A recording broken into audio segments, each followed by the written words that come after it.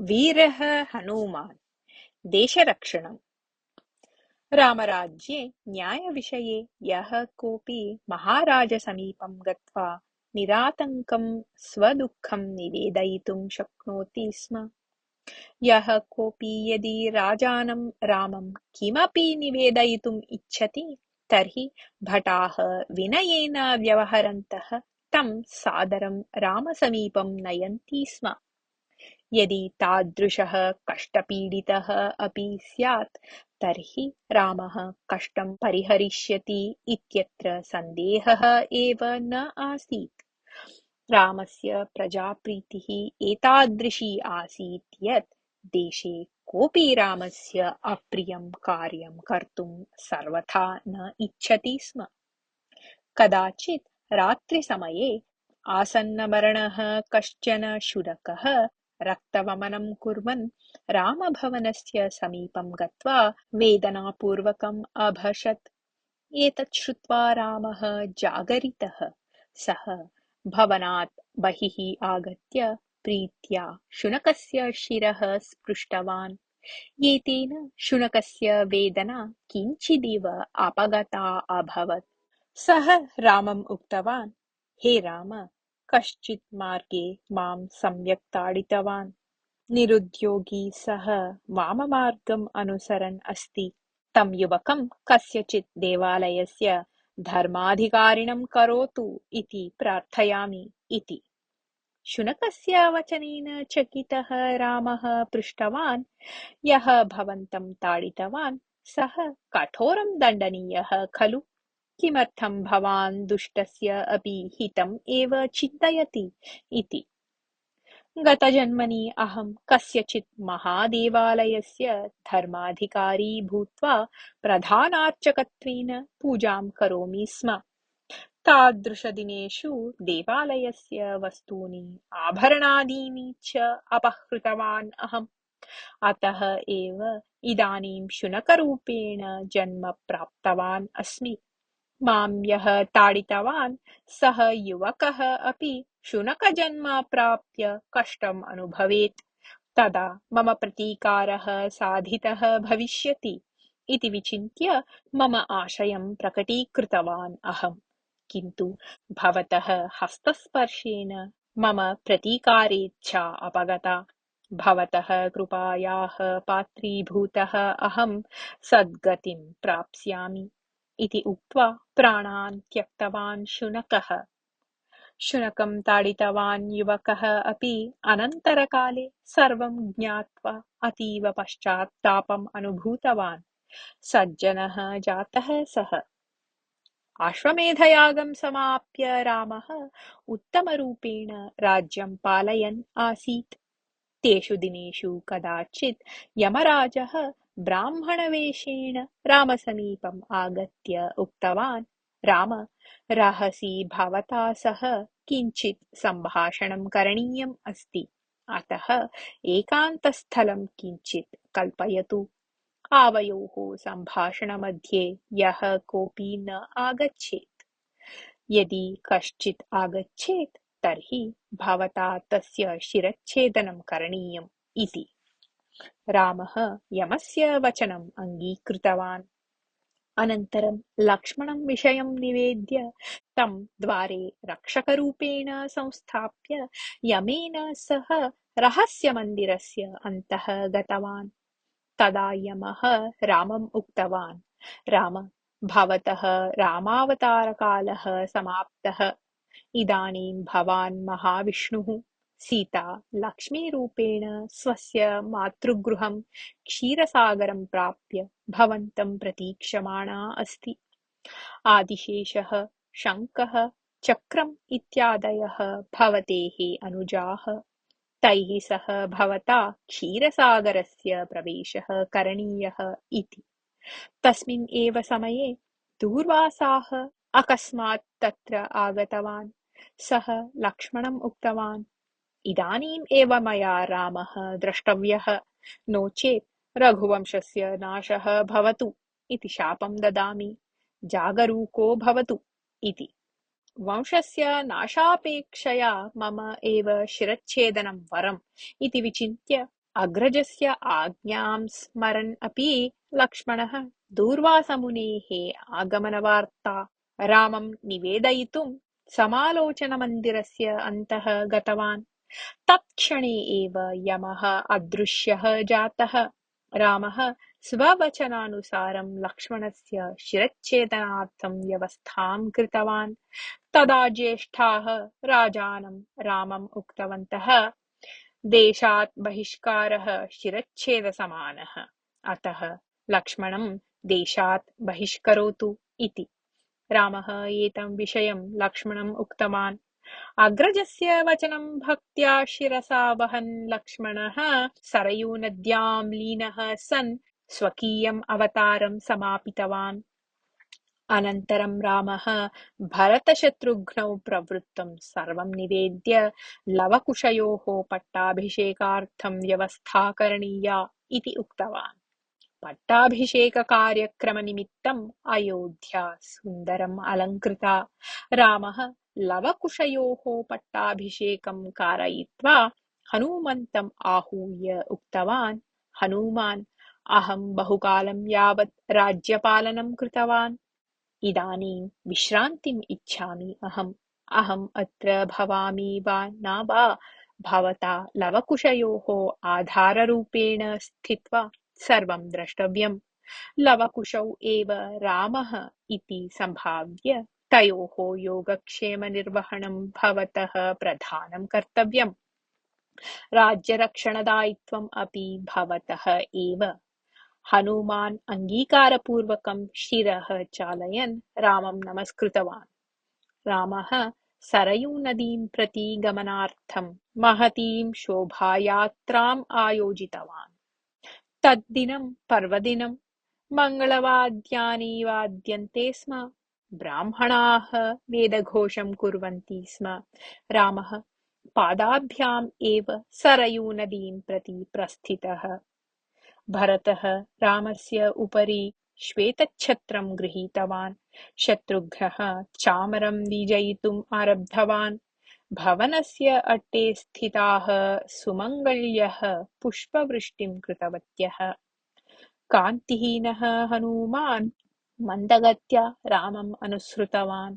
रामः किनिमित्तं सरयू प्रति प्रस्थितः इति अजानन्त्यः प्रजाः अपि रामम् अनुसृतवत्यः।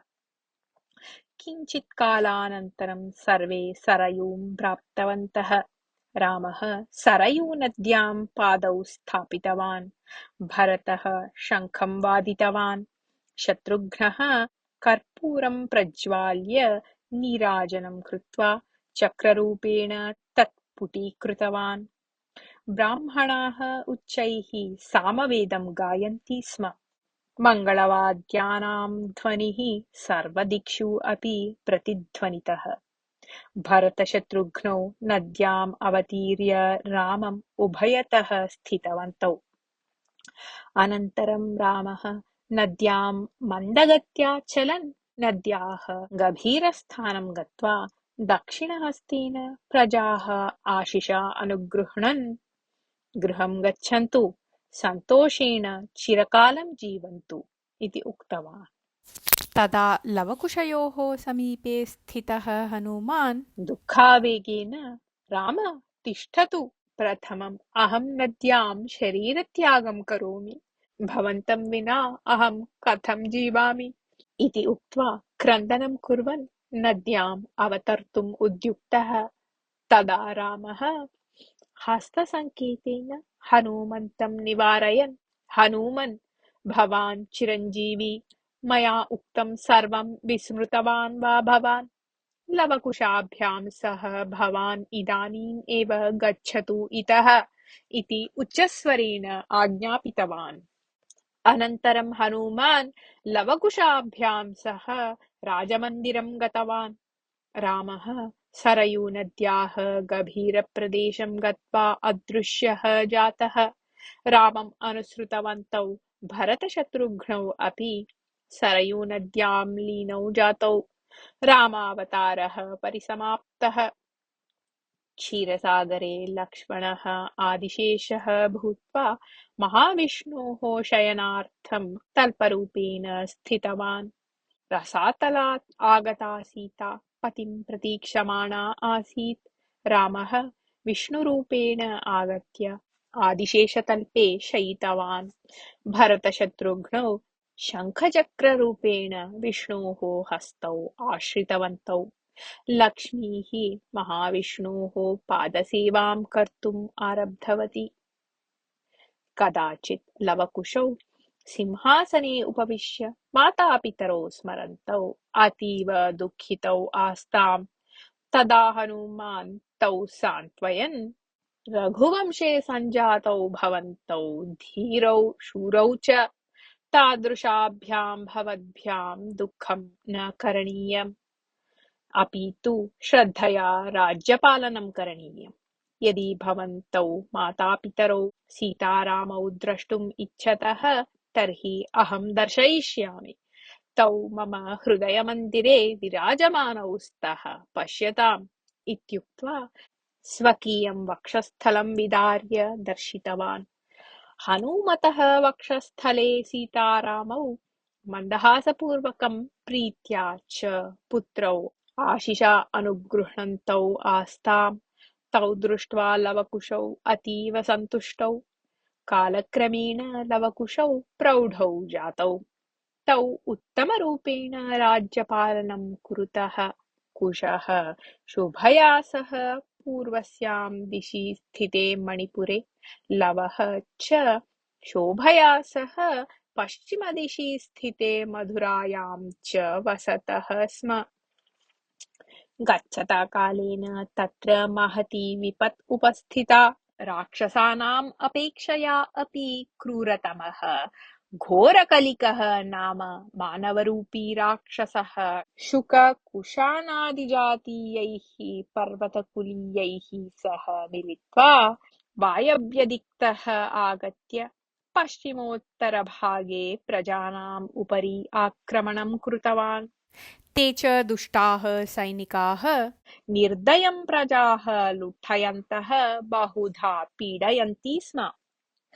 पश्चिमदिग्भागे कालकलिः नाम अपरः नरराक्षसः कालकेयकुलीयैः दुष्टैः सङ्गतः भूत्वा समुद्रमार्गेण आगत्य जनान् पीडयितुम् उद्युक्तः अभवत्। कालकलेः अनुज्ञां प्राप्तवन्तः कालकेयाः स्वेच्छया विहरन्तः प्रजाः पीडयन्ति स्म। प्रजानां लुण्ठनात् प्राप्तानि धनधान्यादीनि स्ववासस्थानं कालकूटद्वीपं नयन्ति स्म ते। एतेन भयग्रस्ताः सर्वाः प्रजाः किंकर्तव्यतामूढाः जाताः। स्वकीया सम्पत्तिः प्राणाः च कथं रक्षणीयाः इति चिन्तयन्त्यः आसन् प्रजाः। तदा देशस्य कष्टस्थितिं जानन् हनुमान् प्रजाः उद्दिश्य उक्तवान्, केवलम् आत्मरक्षणं न उचितम्, सर्वैः ऐकमत्येन देशरक्षणं करणीयम् इति। प्रजाः हनूमतः कथनम् आदेशं भावयन्त्यः तदीयं वचनम् अङ्गीकृतवत्यः। अनन्तरं हनूमान् रामसैन्यम् इति नाम्नि देशस्य प्रजाः सैनिकरूपेण सज्जीकृतवान्।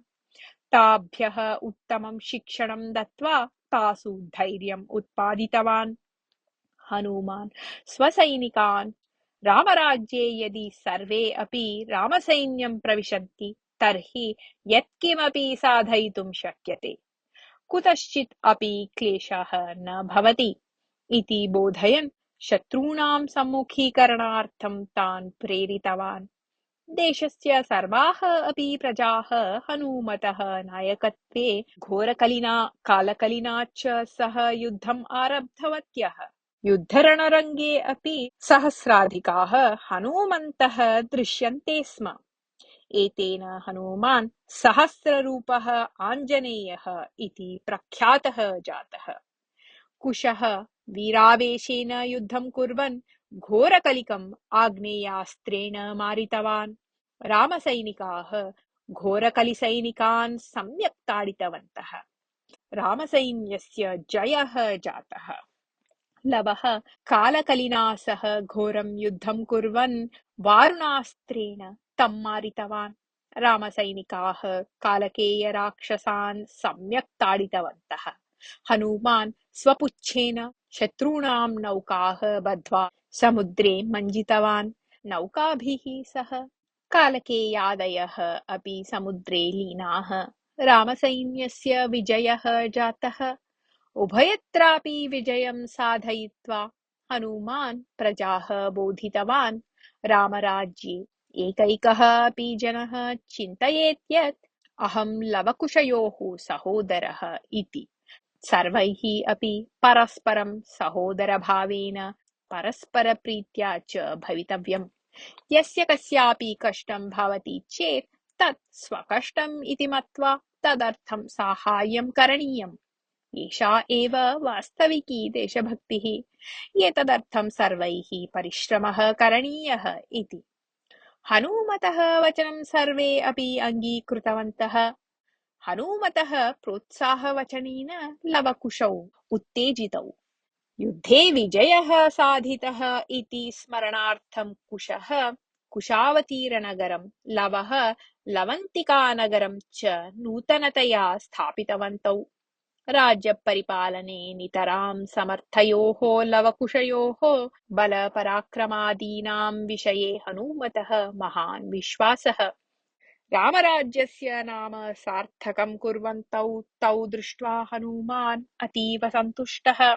सः कदाचित् लवकुशौ उक्तवान्, इदानीम् अहं गन्धमादनपर्वतं प्रति गच्छामि इति।